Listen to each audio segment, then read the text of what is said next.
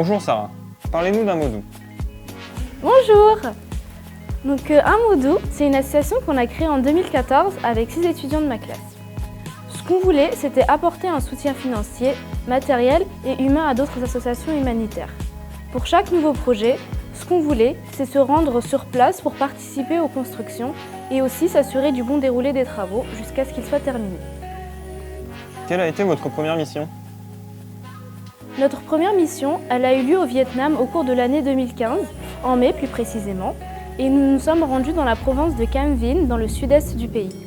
En partenariat avec une association, Mère Isabelle, notre but était de construire 4 maisons.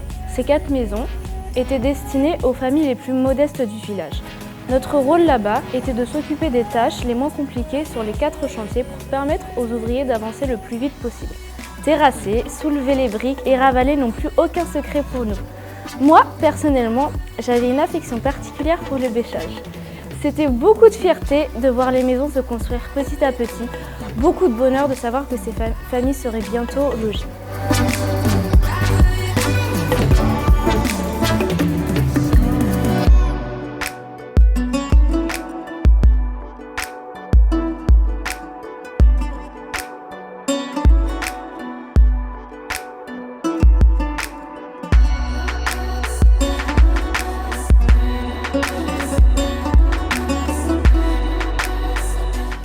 Comment avez-vous choisi les familles que vous alliez aider?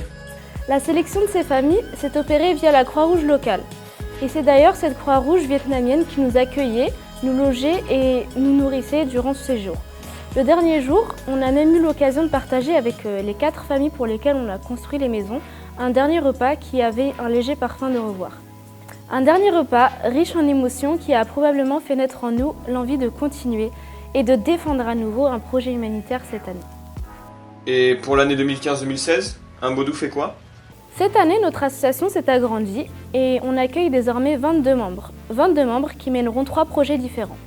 Un de ces projets aura lieu au Laos et consistera à la construction d'une classe de maternelle qui accueillera 32 enfants et ainsi qu'au financement d'un an de salaire d'un professeur d'anglais.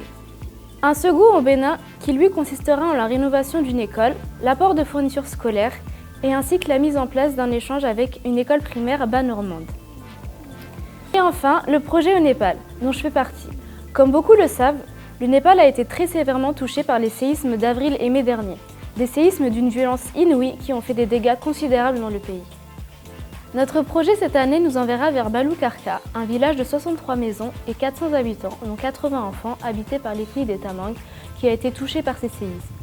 Notre mission consiste à mettre en place un réseau d'acheminement d'eau pour permettre à ces 63 familles d'avoir un accès à l'eau potable. Celle-ci étant l'essence même de la vie humaine, c'est ce qui nous a fait choisir ce projet. Nous nous sommes donc associés avec Human Laya, organisation déjà présente sur place depuis 2009 et dont l'objectif principal est de développer des moyens durables afin de soutenir l'accès aux soins, au logement, l'éducation et à l'alimentation. Fort de ce partenariat, nous pouvons mener à bien ce projet ambitieux. Nous nous rendrons sur place en mars prochain afin d'apporter notre aide sur le chantier. Et comme l'année dernière, si nous avons le bonheur de dépasser notre budget, nous ne manquerons pas d'amener jouets, fournitures scolaires et ainsi que des vêtements pour les enfants du village. Mais Sarah, comment allez-vous faire pour réunir ce budget? Avec beaucoup d'huile de coude, nous nous mobilisons activement au travers de différents événements, confection de papier cadeau à la sortie des magasins lors des fêtes de fin d'année, participation à divers concours et dépôt des dossiers de subvention, vente de gâteaux et organisation de soirées, mais aussi des partenariats avec les DUT-GEA de Caen qui mènent des actions en notre nom et avec les DUT-MMI de Saint-Lô qui nous aident d'un point de vue communication. Grâce à la générosité de tout ce monde, nous avons atteint notre objectif et je tiens à les remercier au nom de toute l'équipe projet pour leur générosité et leur marque de sympathie. Sarah, pour terminer, si vous deviez citer les valeurs chères à l'association, quelles seraient-elles? Dans un premier temps, l'autofinancement du voyage. En effet, les membres de l'association voyagent sur leurs fonds propres. Ensuite, la durabilité des projets, souvent liés à de la construction. Et enfin, nous souhaitons mettre l'enfance au cœur des préoccupations en apportant une chance d'accès à l'éducation. Eh bien, il ne me reste qu'à vous remercier. Merci Sarah.